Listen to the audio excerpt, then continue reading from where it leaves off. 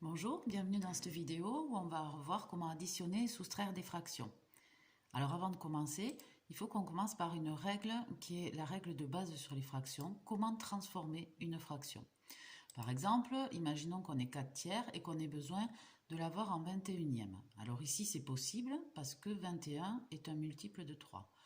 Je cherche par combien je multiplie 3 pour trouver 21, c'est par 7. Donc il faudra faire aussi 4 fois 7 en haut pour obtenir le numérateur de la nouvelle fraction. Alors comment on l'écrit dans un calcul? On l'écrit de cette façon-là. On rallonge le trait de fraction et on marque quelle opération on effectue en haut et en bas, sachant que c'est obligé que ce soit la même multiplication en haut et en bas. Donc ici fois 7. Puis après, on effectue le calcul tranquillement. 4 fois 7, 28 et 3 fois 7, 21. Deuxième exemple, par exemple, on a moins 3 huitièmes, on le voudrait en 40e. Ici aussi, c'est possible parce que 40 est un multiple de 8. Donc, pour obtenir 40 en partant de 8, on fait fois 5. Donc, en haut, on est obligé aussi de multiplier par 5 le moins 3. Donc, ça s'écrit de la même façon. On prolonge le trait de fraction, on marque l'opération en haut et en bas, le fois 5, fois 5, et on effectue le calcul, moins 15 sur 40. Alors cette règle, elle peut servir aussi pour simplifier les fractions. Alors par exemple, partons de 32 24e. Je m'aperçois que 32 et 24 sont tous les deux dans la table de 4. Donc je l'écris. J'écris 32 comme étant 8 fois 4, 24 comme étant 6 fois 4.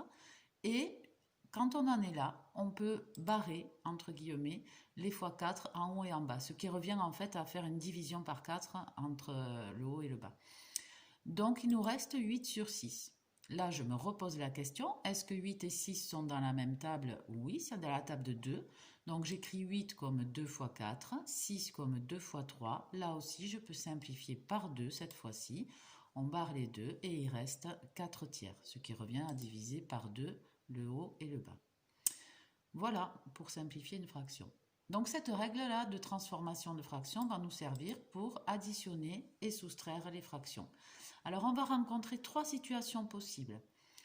La première étant la plus simple, c'est quand les fractions ont le même dénominateur. Par exemple, 5 tiers plus 2 tiers, 3 onzièmes moins 7 onzièmes. On entend à l'oral qu'on ajoute les mêmes quantités, des tiers, des onzièmes. Donc là, on s'occupe que du numérateur. 5 tiers plus 2 tiers, on s'occupe des numérateurs 5 plus 2 en haut et on laisse des tiers en bas. Donc ça fait 7 tiers. Pareil pour les onzièmes, 3 onzièmes moins 7 onzièmes, je vais faire 3 moins 7 en haut et je laisse les onzièmes en bas. Donc ça fera moins 4 onzièmes. Donc ça c'est le cas le plus simple et c'est le cas sur lequel on va essayer de se ramener dans chaque calcul. Donc voyons maintenant quand les dénominateurs sont différents. Là aussi on va distinguer deux cas. On va commencer dans le cas où l'un des dénominateurs est un multiple de l'autre. Par exemple, ici, on a des cinquièmes et des quinzièmes. 15 est un multiple de 5. Donc, je vais transformer ma fraction qui est sur 5 en quinzième. Pour ça, je rallonge le trait de fraction, je réécris bien tout le calcul jusqu'au bout et je marque l'opération pour transformer ma fraction 4 cinquièmes en quinzième.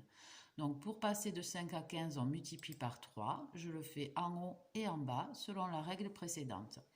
À présent, il ne reste plus qu'à calculer. 4 fois 3, ça fait 12. 5 fois 3, ça fait 15. J'obtiens 12 quinzièmes plus 2 quinzièmes. Ce sont que des quinzièmes. Je peux ajouter les numérateurs entre eux. Ça fera 14 quinzièmes. Deuxième exemple avec une soustraction. C'est la même règle. Donc ici, j'ai des douzièmes et des demi. 12 est un multiple de 2, donc je vais transformer uniquement la fraction 1 demi pour la transformer sur 12.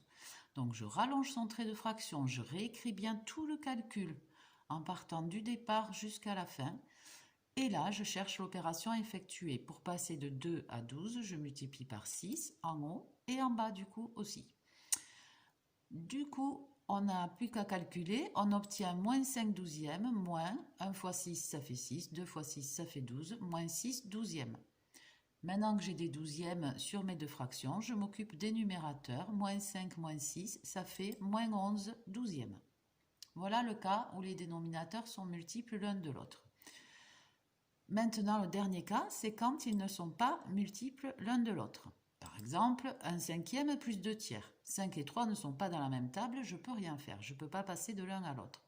Dans ce cas-là, on va transformer les deux fractions. Et on va utiliser une astuce. La première fraction, on va la multiplier en haut et en bas par le deuxième dénominateur. Et réciproquement, la deuxième fraction, on va la multiplier en haut et en bas par le premier dénominateur. Ce qui fait qu'en bas, on va obtenir 5 fois 3 et 3 fois 5, les deux calculs étant égaux, ils donnent 15. Donc j'aurai bien des quinzièmes de part et d'autre. Donc je calcule tranquillement le haut de la première qui fait 3, le bas qui fait 15, le haut de la deuxième qui fait 10, le bas qui fait 15. Et maintenant que j'ai des quinzièmes, je peux m'occuper des numérateurs tranquillement. 3 plus 10, ça fait 13. En tout, ce sont des quinzièmes. Deuxième exemple avec une soustraction. Donc là, j'ai des sixièmes et des septièmes, c'est pas dans la même table. Donc pareil, je vais transformer les deux fractions.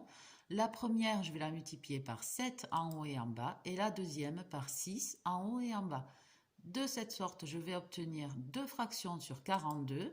La première donne 35 sur 42, la deuxième 48 sur 42. Maintenant que j'ai des 42e pour mes deux fractions, je peux m'occuper des numérateurs. 35 moins 48, ce qui donne moins 13 sur 42. Voilà, vous savez tout pour additionner et soustraire des fractions. Merci d'avoir écouté. À bientôt.